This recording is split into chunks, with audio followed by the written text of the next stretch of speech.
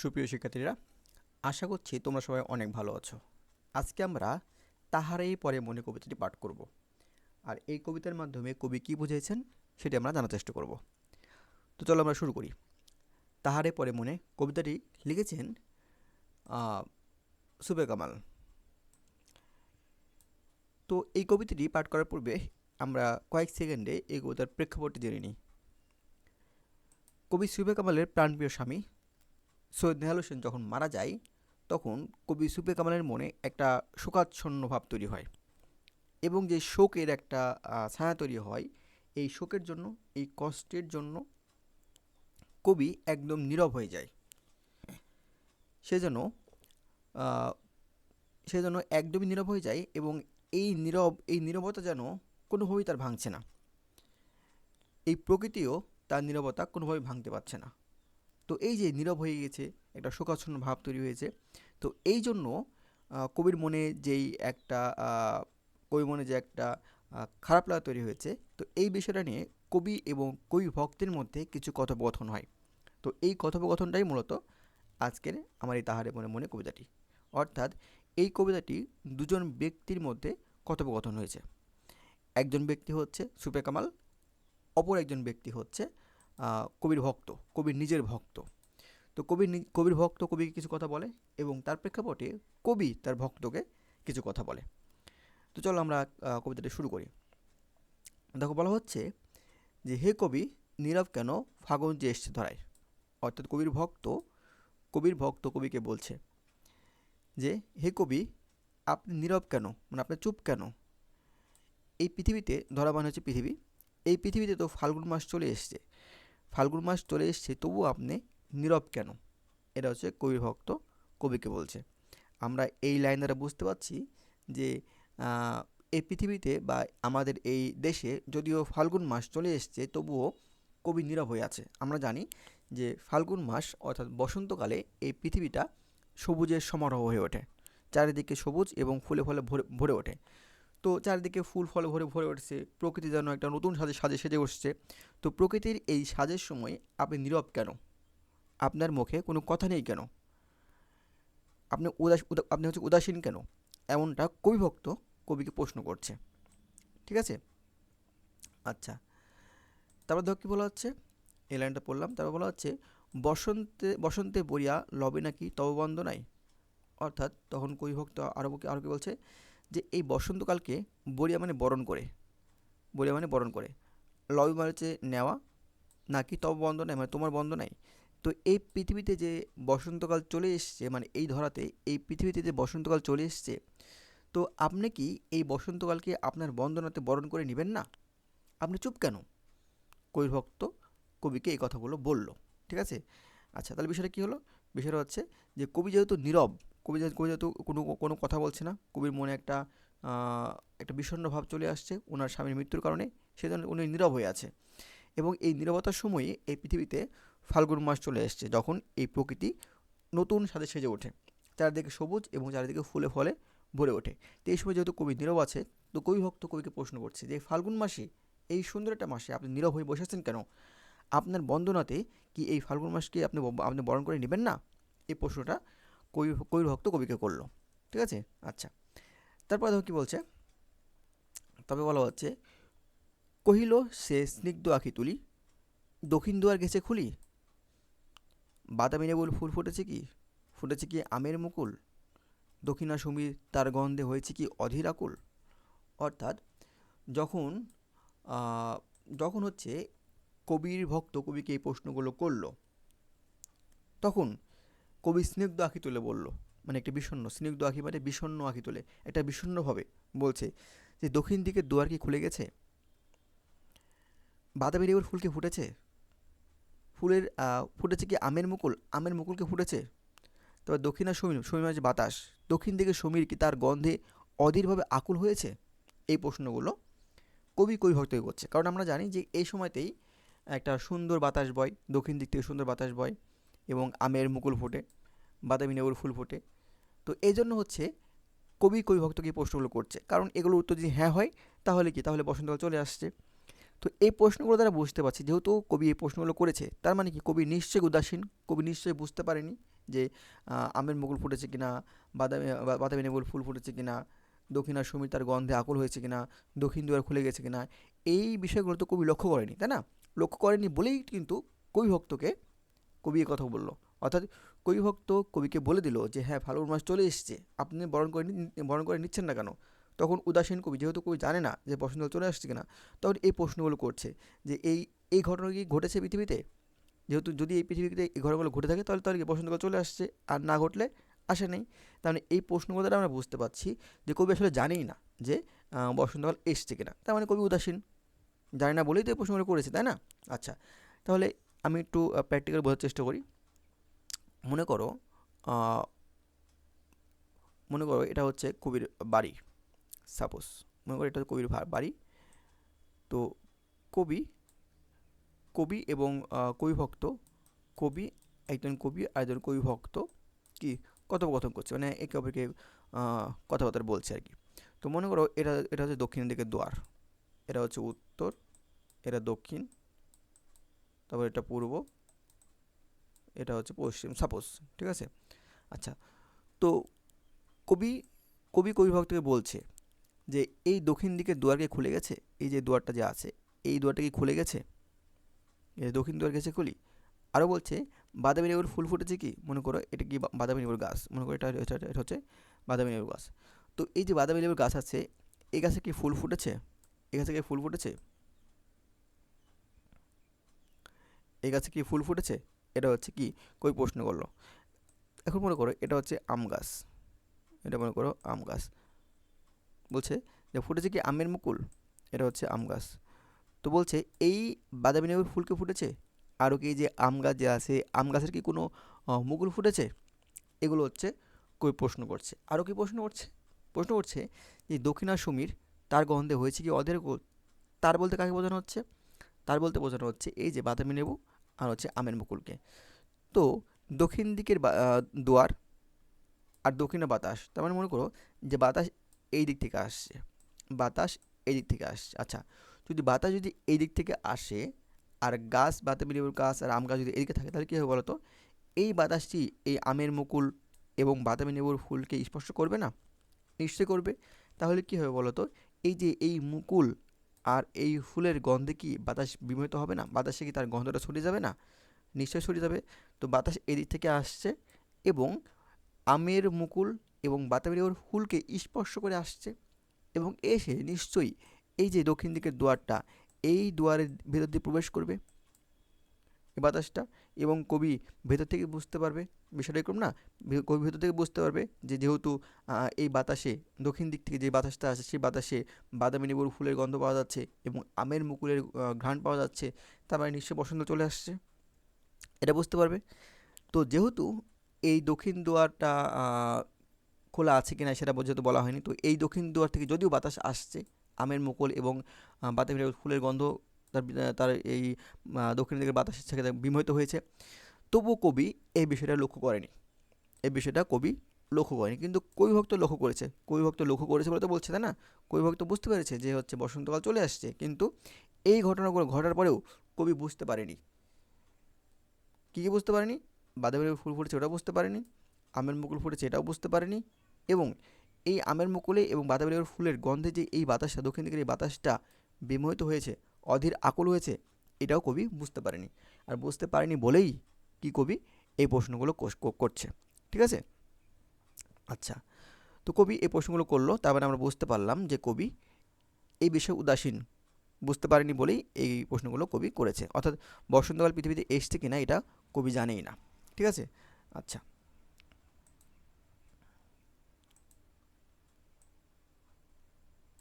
তো তারপর কি বলছে?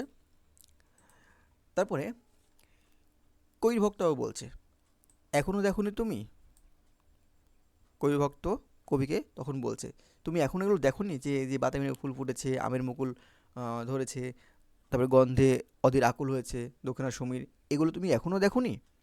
কবি ভক্ত কবিকে প্রশ্নটা করলো। তখন তখন আলোকে বলল কহিলাম, কেন কবি আজ এমন উন্মনা তুমি, কোথা তব নবপুষ্প সাজ। বলছে তখন কবি ভক্ত কবিকে বলছে যে হে কবি, আপনার আজ কেমন আপনি উন্মাদনা কেন, অর্থাৎ আপনি এত উদাসীন কেন, আপনার মধ্যে এত উদাসীন ভাব কেন, যে আপনি এতই উদাসীন যে এই ঘটনাগুলো ঘটছে, মানে আমের মুকুল ফুটেছে, বাদামের এবার ফুল ফুটেছে, দক্ষিণ দ্বার খুলে গেছে, আপনি এগুলো খেয়ালই করেননি, আপনি এতই উদাসীন, আপনি এমন উদাসীন কেন, এই প্রশ্নটা করছে।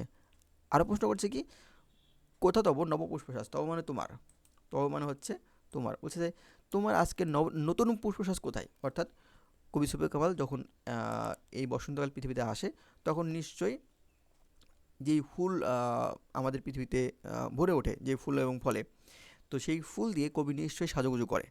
সেজন্য বলছে যে আজকে যেহেতু বসন্তকাল চলে আসছে এবং ফাল্গুন মাস চলে আসছে, তবে আপনার যে পুষ্পের সাজ, নতুন পুষ্পের সাজ, নবান্ন হচ্ছে নতুন, তো এই নতুন পুষ্পের সাজ আপনার কোথায়, আপনার এই সাজ নেই কেন, এবং আজকে আপনি এত উদাসীন কেন যে আপনি এগুলো খেয়ালই করেনি, এগুলো ঘটছে আপনি এগুলো খেয়ালই করেননি। এই প্রশ্নগুলো কবি ভক্ত আবার কবিকে করলো। ঠিক আছে, আচ্ছা। তারপরে কহিলা সে সুদূরে চাহিয়া, অলোকের পাথার বাহিয়া, তরিদারে এসছে কি, বেজেছে কি আগমনীর গান, ডেকেছে কি সে আমারে, শুনি নাই রাখিনি সন্ধান। দেখো, তখন যখন যখন হচ্ছে কবি ভক্ত এগুলো বললো যে আপনি আপনার নবপুষ্পশ্বাস কোথায়, আপনি আজকে এত উদাসীন কেন, আপনি এগুলো খেয়াল করেননি কেন, যখন এগুলো কবির ভক্ত কবিকে করলো, তখন কবি উদাসীনভাবে আবার অনেক দূরে তাকিয়ে বলল, এমনটা হয় না, ধরো কেউ যদি অনেক উদাসীন হয়, কেউ যদি হতাশ হয়, তখন তুমি যদি তাকে যদি কোনো কথা বলো, তখন দেখবা সে মানে অন্যদিকে তাকাচ্ছে, অন্যদিকে হা করে তাকিয়ে আছে, এমন ভাব, মানে কি একটা ভাবসাব, মানে জীবনে কি ঘটে গেছে, অনেক দূরে তাকাবে, একটা দীর্ঘশ্বাস ফেলবে, এমনটা কিন্তু হয়। তো ওরকমভাবে কবিও অনেক দূরে, সুদূরে চাহিয়া মানে হচ্ছে অনেক দূরে চেয়ে বললো, কি বললো, অলোকের পাথার বাইয়া, অলোক মানে কি, অলোকের মানে হচ্ছে যেখানে লক্ষ্য করা যায় না, মানে এত দূরে তাকিয়েছে, অলোক মানে হচ্ছে অনেক দূরে, যেখানে লক্ষ্যই করা যায় না, মানে দেখাই যায় না। কি বলছে, পাথার মানে হচ্ছে সমুদ্র, বাহিয়া মানে বে, তরি তার এসছে কি, তরি তার এসছে কি, তরি বলতে কি নৌকা, তার মানে কি বসন্তের। তো বলছে যে অনেক দূর থেকে, অনেক দূর থেকে সমুদ্র বে, পাথার মানে সমুদ্র, এই সমুদ্রে বে এই বসন্তের তরি কি চলে এসছে পৃথিবীতে, বসন্তের যে তরিটা সে কি পৃথিবী চলে আসছে, অর্থাৎ এখানে বলা হচ্ছে যে অনেক দূর থেকে, মানে অনেক সমুদ্র পাড়ি দিয়ে, সমুদ্র বলতে পাথার বলতে সমুদ্র বলতে অনেক দূরকেই বোঝানো হচ্ছে। তো অনেক পথ পাড়ি দিয়ে সত্যি কি বসন্তকাল এই পৃথিবীতে চলে আসছে, তরি তার মানে কি বসন্তকালের তরি, মানে বসন্তকালের আগমন, এই বসন্তকালের তরি কি এই পৃথিবীতে সত্যি চলে আসছে অনেক দূর, অনেক পথ বেয়ে, মানে অনেক দূরে তাকিয়ে, কবি অনেক দূরে তাকিয়ে কথা বলছে যে অনেক পথ পেরিয়ে, অনেক পথ পেরিয়ে, মানে যেখানে লক্ষ্য করা যায় না, সে যেখানে লক্ষ্য করা যায় না সেই অনেক দূর থেকে, অনেক সমুদ্রের পথ বেয়ে বসন্তের তরি কি সত্যি সত্যি পৃথিবীতে চলে আসছে, এটা বলছে। আরও কি বলছে, বেঁধেছে কি আগমনের গান, তো এই যে বসন্তকাল যে আসছে, এই বসন্তকালে আসার উপলক্ষে তার আগমনের কোনো গান কি বেঁধেছে। আমরা জানি যে যখন হচ্ছে পয়লা ফাল্গুন হয়, মানে বসন্তকালের প্রথম দিন, তখন কিন্তু আমরা দেখতে পাই যে অনেক কপোত কপোতি এবং অনেক মানুষ কিন্তু নতুন পাঞ্জাবি এবং নতুন শাড়ি পরে একটু ঘুরে বেড়ায়, ঘুরতে পছন্দ করে, এবং মাথার উপরে কি ফুলের মালা থাকে, যেরকম এরকম ফুলের মালা দেয়, হ্যাঁ, তারপরে হচ্ছে একটা ফুলের টায়রা দেয়, ফুলের সামনে একটা ফুলের টায়রা দেয়, এরকম ফুলের টায়রা দেয়, হ্যাঁ, দিয়ে হচ্ছে হলুদ শাড়ি পরে এবং হলুদ পাঞ্জাবি পরে ঘুরে বেড়ায় আমরা দেখি। এবং বিভিন্ন জায়গাতে বসন্ত বরণ উৎসব হয়, বসন্তকে বরণ করে নেওয়ার জন্য বসন্ত বরণ উৎসব হয়। সেজন্য এটা বলছে যে বেদেশে কি আগমনের গান, মানে যে বসন্তকাল যে আসছে তাকে বরণ করানোর জন্য যে আগমনের গান, সেটা কি বেঁধেছে। তবে কি বলছে, ডেকেছে কি সে আমারে, সে মানে কে, সে মানে বসন্তকাল। তো বলছে সেই বসন্তকালকে আমাকে ডেকেছে, রাখি নাই শুনি সন্ধান, আমি সেটা সন্ধানও রাখিনি এবং কি শুনতেও পাইনি, এটা বলছে। ঠিক আছে, অর্থাৎ এই লাইনের কবি কি বললো, এই লাইনের কবি বলছে অনেক দূরে চেয়ে, যখন কবি ভক্ত কবিকে প্রশ্ন করলো যে আপনি এমন আজকে উদাসীন কেন, আপনার পুষ্পসাজ কোথায়, তখন কবি অনেক হতাশ হয়ে অনেক উদাসীনভাবে বলছে, অনেক দূরে তাকিয়ে বলছে, কি বলছে, অনেক দূর থেকে এই বসন্তের তরি, মানে বসন্তের নৌকা কি সত্যি সত্যি চলে আসছে পৃথিবীতে, এবং বসন্তকাল যে এসছে এই পৃথিবীতে তার কি কোনো আগমনী গান বেঁধেছে। তখন বলছে এই যে বসন্তকাল যে পৃথিবীতে আসলো সে কি আমাকে ডেকেছে, মানে কবি এভাবে বলছে, কবি এভাবে মানে মানে অনেক উদাসীনভাবে বলছে যে বসন্তকাল যে আসলো পৃথিবীতে সে কি আমাকে ডেকেছে। দেখো, ডেকেছে কি সে আমারে, সে কি আমাকে ডেকেছে, রাখি নাই শুনিনি সন্ধান, বলছে সেই সন্ধানও আমি রাখিনি, আমি সেটা শুনতেও পাইনি। অর্থাৎ বসন্তকাল যে পৃথিবীতে এসছে এই বিষয়টা কোনোভাবেই কবি বুঝতেও পারেনি, শুনতেও পারেনি এবং কি কোনো সন্ধানও রাখেনি, সে হচ্ছে এতটাই উদাসীন। ঠিক আছে? তো আশা করছি এতটুকু বুঝতে পেরেছো। আচ্ছা, তো এগুলো কেন হচ্ছে বলো তো? এগুলো হচ্ছে, কারণটা হচ্ছে এই বসন্তকালের পূর্বেই, মানে শীতকাল, তো সেই শীতকালে কবির স্বামী মারা গিয়েছে। শীতকালে শীতকালে হচ্ছে কবির স্বামী মারা গেছে। আর আমরা জানি যে শীতকাল হচ্ছে রিক্ত এবং শুষ্ক। দেখো না, যখন শীতকালে তখন দেখো না যে গাছের পাতা একদম ঝরে পড়ে, গাছের সব পাতা একদম ঝরে পড়ে এবং চারদিকে একদম শুষ্ক এবং রুক্ষভাব হয়ে থাকে। তো এই শীতকালে, কোনো এক শীতকালে কবির স্বামী মারা গেছে। তো যেহেতু শীতকালে কবির স্বামী মারা গেছে এবং শীতকালের পর যে বসন্তকাল এসছে এটা কবি বুঝতেই পারেনি। কারণ এই যে শীতের রিক্ততা, শীতের রিক্ত এবং শুষ্ক ভাব এবং উদাসীন ভাব, এই শীতের রিক্ত শুষ্ক ভাবটা কবির মনে থেকেই গিয়েছে। এই শীতের ভাবটা, রিক্ত এবং শুষ্ক ভাবটা কবির মন থেকে যায়নি, মানে বসন্তকাল আসলেও তবুও কবির মন থেকে যায়নি। সেজন্য এই শীতের ভাব যেহেতু কবির মন থেকে যায়নি, সেজন্য কবি বুঝতেই পারছে না যে এই শীতকাল পেরিয়ে গিয়ে বসন্তকাল আসলে আসছে কিনা। কারণ কবি স্বামী শীতকালে মারা গেছে এবং সেই শীতের যে রুক্ষ এবং শুষ্ক ভাব, সেটা কি কবির মনে থেকেই গিয়েছে। সেজন্য এরপর যে বসন্তকাল এসছে এটা কবি সেটা বুঝতেই পারেনি। ঠিক আছে? এই জন্য হচ্ছে কবি হচ্ছে এমন এমন এমন করে কথা বলছে আর কি, যে কোনো খোঁজ খবর সে রাখেনি, যে এগুলো বাতাবি লেবুর ফুল ফুটেছে কি, তারপরে আমের মুকুল ফুটেছে কিনা, দক্ষিণেশ্বরীর গন্ধে ওদের আকুল হয়েছে কিনা, হ্যাঁ, আগমনী গান বেঁধেছে কিনা, মানে এই সবগুলো হচ্ছে কি কবি আসলে খেয়ালই করেনি। কারণ কবির মনে তো শীতের যে রুক্ষ ভাব, শুষ্ক ভাব, সেটা তো কবির মনে এখনও আছে, তাই না? সেই জন্য বসন্তকাল এসছে কিনা সে কবি বুঝতে পারেনি। আর বুঝতে না পারার জন্য হচ্ছে এ ধরনের প্রশ্নগুলো বা এমন ধরনের অনুভব উনি হচ্ছে আহ, প্রকাশ করছে। আচ্ছা, তারপরে দেখো কি বলছে। তারপরে বলছে যে কহিলাম, মানে কবি ভক্ত, ও কবি রুচে লহ আজো গীতি। তখন কবি ভক্ত আবার কবিকে বলছে, ও কবি, তুমি আজকেও একটা গীত রচনা করে নাও। মানে গীত মানে কি বলো তো? বসন্তের বন্দনা, বসন্তকে বরণ করে নেওয়ার জন্য, বসন্ত উপলক্ষে একটা গান অথবা কবিতা। তো কবি ভক্ত কবিকে বলছে যে, ও কবি, তুমি আজকেও না হয় বসন্তকে বরণ করানোর জন্য আজকে একটা গীত রচনা করো, মানে একটা গান রচনা করো অথবা একটা কবিতা রচনা করো। তো বলছে যে, বসন্ত বন্দনা তব কণ্ঠে শুনি এ মোর মিনতি। তব মানে হচ্ছে তোমার, তব মানে হচ্ছে তোমার। সেজন্য কবি ভক্ত বলছে যে তুমি আজকে একটা গান রচনা করে নাও এবং তোমার মুখে, তব মানে তোমার, তোমার কণ্ঠে একটা বসন্তের বন্দনা শুনি, এটা আমি মিনতি করছি। তো কবি ভক্ত কী বলছে, তার মানে কবি ভক্ত কবিকে মিনতি করছে, তোমাকে আমি মিনতি করছি কবি, তুমি আজকে একটা গান রচনা করে নাও।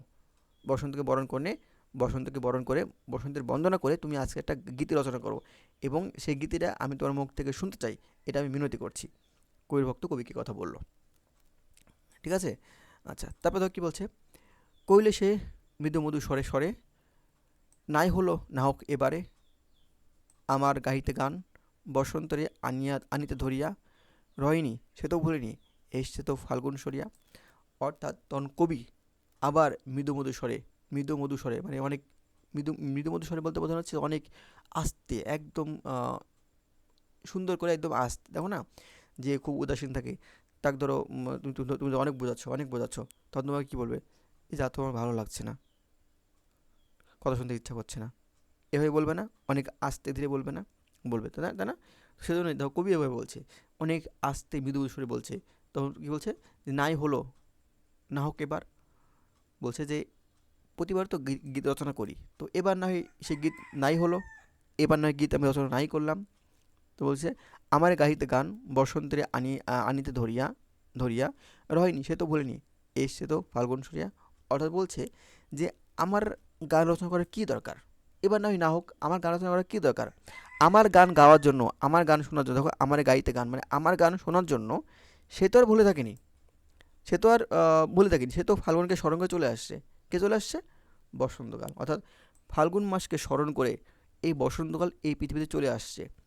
এই ফাল্গুন মাস আসলে এই কবির গান শোনার জন্য, কবি যে প্রতিবার গান গায়, কবি যে প্রতিবার একটা করে গীত বসন্তকে বরণ করার জন্য একটা গীত রচনা করে।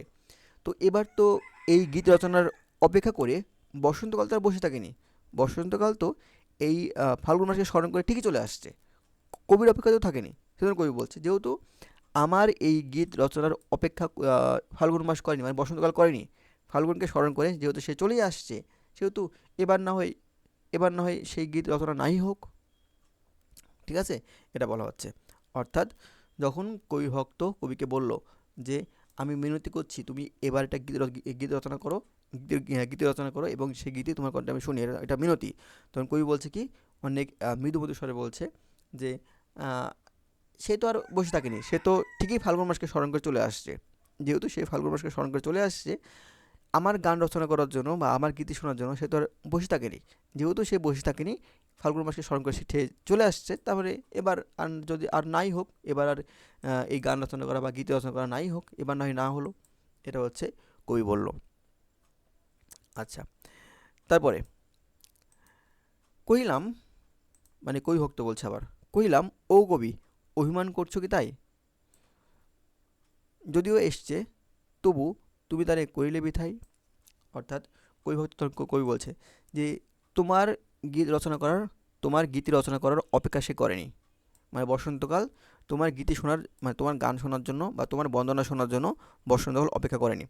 মানে সে ভুলে গেছে, সে ভুলে গিয়ে, সরি সে ভুলেনি, সে না ভুলে, তোমাকে না ভুলে, সে তো ভুলেনি, মানে এই পৃথিবীতে আসার জন্য সে না ভুলে ফাল্গুন মাসকে স্মরণ করে সে এই পৃথিবীতে চলে আসছে। তুমি কি এই জন্য অভিমান করেছো? তুমি গান রচনা করনি, তুমি হচ্ছে তাকে বন্দনা করনি, এই জন্য সে তোমার অপেক্ষা না করে এই ফাল্গুন মাসকে স্মরণ করে সে এই পৃথিবীতে চলে আসছে। তুমি কি এই জন্য অভিমান করেছো? এরা হচ্ছে কি, কই হয়তো কইকে বলছে। আরও কি বলছে, যদিও এসছে তবু তুমি তারে করিলে বিথাই। যদিও সে চলে আসছে বা তোমার গীতির অপেক্ষা না করে, তোমার বন্দনার অপেক্ষা না করে যদিও সে চলে এসছে, তবুও কি তুমি তারে বিধায় তুমি তারে বিধায় হারিয়ে ফেলবে? দেখো কি বলছে, যদিও এসছে তবু তুমি তারে করিলে বিথায়, মানে তুমি তাকে বিথায় হারিয়ে দিলে, তুমি তাকে বিথায় যেতে দিচ্ছ। এটা হচ্ছে কৈভক্ত বলল। আচ্ছা, তারপর দেখো কি বলছে, তারপরে হচ্ছে আহ,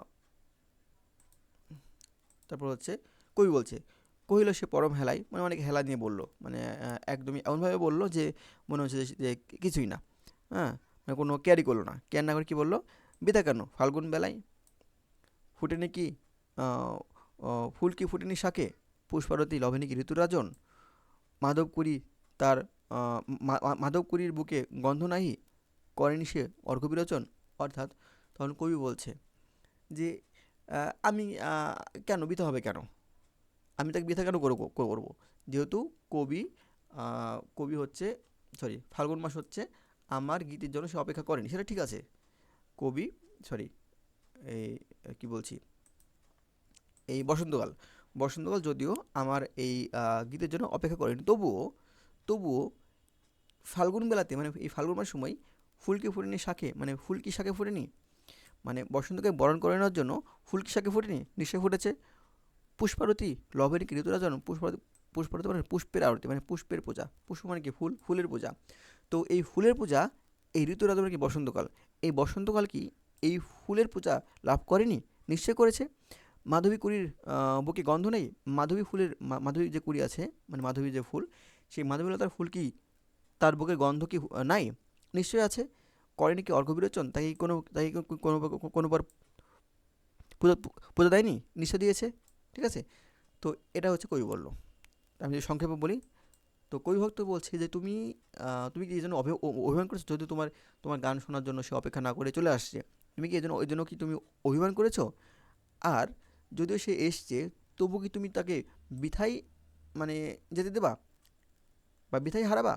এটা হচ্ছে কবি ভক্ত বললো। তখন কবি কি বললো, কবি হচ্ছে পরম হেলায় বললো যে আমি গীতি রচনা করি সেটা ঠিক আছে, আমি গীতি রচনা করি সেটা ঠিক আছে, কিন্তু ফুল তো ফুটেছে নাকি, বসন্তকে বরণ করার জন্য ফুল তো ফুটেছে। তবে পুষ্পার আরতি তো ঋতুরাজন লাভ করেছে, মানে পুষ্পারতি মানে হচ্ছে পুষ্পের আরতি তো ঋতুরাজন মানে বসন্তকাল লাভ করেছে, নিশ্চয় করেছে। আবার মাধবী কুড়ির বুকেও তো গন্ধ হয়েছে। আর এই ফুলের তো পূজা, বিরোচন মানে হচ্ছে রচনা করা, ঠিক আছে, মানে পুষ্পের অর্ঘ্য মানে হচ্ছে দেওয়া আর কি, মানে পূজা দেওয়া, ঠিক আছে। তো নিশ্চয়ই এই ফুলগুলো নিশ্চয়ই তাকে হচ্ছে কি করেছে, অর্ঘ্য বিলোচন করেছে, তাই না? অর্ঘ্য বিলোচন করেছে, মানে বসন্তকালকে অর্ঘ্য বিলোচন করেছে, যদিও আমি গীত রচনা করিনি। তো ফুল তো নিশ্চয়ই, মানে এগুলো তো নিশ্চয়ই তাকে বরণ করে নিয়েছে। এটা হচ্ছে কবি এটা বলল। আচ্ছা, তারপরে আবার কবি ভক্ত বলছে, কি বলছে, হোক মানে এই ফুল, তারপরে হচ্ছে এই পুষ্পাবতী, মাধবী করি, সবগুলোই হচ্ছে কি বসন্তকালে বরণ করে নিই, সেটা ঠিক আছে, হোক, তারপর হচ্ছে হোক, তবুও বসন্তের প্রতি কেন এই তীব্র বিমুখতা? হোক, তবুও যা ইচ্ছা হোক, মানে কবি ভক্তি এটা বলছে যে মানলাম যে তোমার গীতি শোনার জন্য কবি অপেক্ষা করেনি, সরি বসন্তকাল অপেক্ষা করেনি, এবং এবং হচ্ছে এই ফুল ফুটেছে তাকে বরণ করার জন্য, পুষ্পাবতী লাভ করেছে বসন্তকাল, মাধবীকরীর গন্ধে মানে গন্ধ হয়েছে, মাধবীকরীর বুকে গন্ধ হয়েছে, সবই ঠিক আছে, কিন্তু তোমার এমন বসন্তকালের প্রতি তোমার এমন বিমুখতা কেন? এটা হচ্ছে কবিভক্ত বলছে। তবে আরও কি বলছে? আরও বলছে যে কহিলাম অপেক্ষায় ঋতুরাজে, কেন তুমি দাও তুমি ব্যথা? বলছে যে, তবে কি বলছে, মানে কবিভক্ত বলছে যে ঋতুরাজকে অপেক্ষা করে, ঋতুরাজকে অপেক্ষা করে, অপেক্ষা মানে হচ্ছে অবজ্ঞা, এই অবজ্ঞা অবজ্ঞা করে, ঋতুরাজ মানে কি বসন্তকাল, তো বসন্তকালকে তুমি অবজ্ঞা করে তুমি তাকে কেন ব্যথা দিচ্ছ, তুমি তাকে কেন ব্যথা দিচ্ছ? এটা হচ্ছে কবিভক্ত বললো কবিকে আবার। তারপরে আবার কবি কি বলছে দেখো, কবি বলছে কৈলাসে, কৈলাসে কাছে সরে আসে, মানে তখন কবি সেই কবি ভক্তের কাছে সরে আসলো, এসে বলল, কি বলল, কহিলি উত্তরি তলে মাঘের সন্ন্যাসী, গিয়েছে চলিয়া ধীরে পুষ্পশূন্য দিগন্তের পথে, রিক্ত হস্তে তাহারই পরে মনে ভুলিতে পারি না কোনো মতে। তো দেখো এখানে কি বোঝানো হয়েছে, এখানে বোঝানো হয়েছে যে কুহেলি উত্তরি তলে মানে হচ্ছে, কুহেলি মানে হচ্ছে কুয়াশা, তো এই কুহেলি মানে হচ্ছে কুয়াশা, আর উত্তরি মানে হচ্ছে চাদর, আর মাঘের সন্ন্যাসী মানে হচ্ছে শীতকাল। তো মনে করো এটা হচ্ছে কুয়াশা, সাপোজ এটা হচ্ছে কুয়াশা, কুয়াশা পড়ছে আকাশ থেকে, তো কুয়াশায় এত কুয়াশা পড়েছে যেন কি একটা চাদরের মতো তৈরি হয়েছে, দেখো চাদর, মানে এত ঘন কুয়াশা যেন এই কুয়াশা কী হয়েছে, একটা চাদরের মতো তৈরি করেছে, একদম ঘিরে ধরেছে সব দিকে। তাহলে এটা কী হলো, এটা কুহেলি কুয়াশা, আর এটা কি উত্তরি মানে কুয়াশার চাদর। এবং কুয়াশার চাদর যদি হয়, কুয়াশা যদি চারিদিকে ঘিরে ধরে তাহলে কী হয়, নিশ্চয়ই এখানে কী থাকে, শীতকাল থাকে, তাই না, শীত।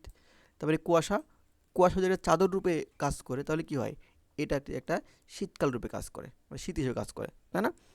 তো এই যে কুহেলি, কুহেলি যে উত্তরে তৈরি হলো, এবং এর নিচে কী আছে, শীতকাল আছে, এই শীতটা কী হয়েছে, গিয়েছে চলিয়া, গিয়েছে চলিয়া ধীরে পুষ্পশূন্য দিগন্তের পথে, মানে এই শীতকালটা পুষ্পশূন্য দিগন্তের পথে চলে গেছে।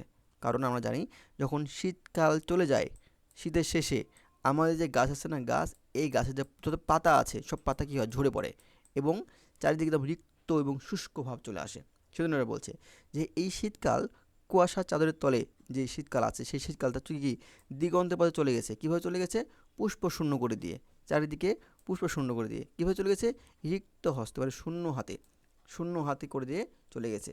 মানে কি, চারিদিকে পৃথিবীতে চারিদিকে শুষ্ক ভাব চলে আসছে, যেন সব দিকে যেন ফাঁকা ফাঁকা হয়ে আছে, কোনো কিছু যেন কি পরিপূর্ণ নেই, এমনভাবে এই শীতকালটা চারিদিকে, এই শীতকালটা চারিদিকে এভাবে রিক্ত হস্ত করে দিয়ে চলে যায়, আমরা জানি, তাই না? যে এমনই হয় কিন্তু শীতকালে কিন্তু দেখবা শীতের শেষে কী হবে, গাছের চারিদিকে, গাছের থেকে সব ফুল ফল তো দূরের কথা, পাতা পর্যন্ত ঝরে যায়। তাহলে কী হয়, এই শীতকালটা কী হয়, কী করে, শীতকালটা এই পৃথিবীকে শূন্য করে চলে যায়, এই রিক্ত হস্ত করে দিয়ে চলে যায়, তাই না? এবং যখন চলে যায় তখন কি আমরা এই শীতকালকে হচ্ছে মনে করি যে এই শীতকাল কী করলো, আমাদের এই পৃথিবীকে কী করলো। এই জন্যই হচ্ছে এখানে বলা হচ্ছে যে এই শীতকালটা কী হচ্ছে, এ ধরো এই শীতকাল কিন্তু তার স্বামী হিসেবে কাজ করেছে, তার স্বামী হিসেবে কাজ করেছে, ঠিক আছে, এই শীতকালে তার স্বামী হিসেবে কাজ করছে। তো যেমন শীতকাল চলে গেছে এই পৃথিবী থেকে, এবং কী হয়ে গেছে, চারিদিকে শূন্য এবং রিক্ত হস্ত করে দিয়ে, অনুরূপভাবে তার স্বামীও এই শীতকালে চলে গেছে, তার জীবনটা এই পৃথিবীর মতো করে দিয়ে, এই পৃথিবী যেমন একটা রিক্ত এবং শুষ্কভাব চলে আসে, অনুরূপভাবে তার স্বামী চলে যাওয়ার জন্য এই পৃথিবীর মতো তার জীবনেও এমন রিক্ত এবং শুষ্কভাব চলে আসছে, এবং এই জন্য তাহারই পরে মনে ভুলতে পারে না কোনো মতে, মানে তাকে এই জন্য তাকে কোনোভাবেই ভুলতে পারে না। আর যেহেতু এই শীতকালকে ভুলতে পারছে না, তাহলে কি, তাহলে বসন্তকালে নিশ্চয়ই মনে পড়বে না, তাই না? কারণ আমরা জানি যে শীতের পরে কী আসে, শীতের পরে বসন্ত আসে, শীতের পরে বসন্ত আসে। তো যেহেতু এই শীতকালের পরে বসন্তকাল আসে, এবং এই শীতকালে তা কবির মনে একদম কি গেঁথে আছে, সেজন্য এই বসন্তকাল যে পৃথিবীতে এসছে এটা কবি বুঝতে পারছে না। অনুরূপভাবে এই শীতকাল যদি তার স্বামী হয়, এটা যদি তার স্বামী হয়, এটা যদি তার স্বামী হয়, তাহলে এই স্বামীও এই শীতের মতো করে চলে গেছে, চারিদিকে শূন্য করে দিয়ে, রিক্ত করে দিয়ে, সেই জন্য এই বসন্তকাল যে এসছে সেটা কবি বুঝতেই পারছে না। আশা করছি তোমরা কবিতাটা বুঝতে পেরেছো। তারপরে যদি কোনো সমস্যা হয়, কোথাও যদি বুঝতে অসুবিধা হয়, আমাকে জানাবা। তোমরা সবাই কমেন্ট করে জানাবা। আমি চেষ্টা করব তোমাদের উত্তর দেওয়ার জন্য। সবাইকে অনেক ধন্যবাদ।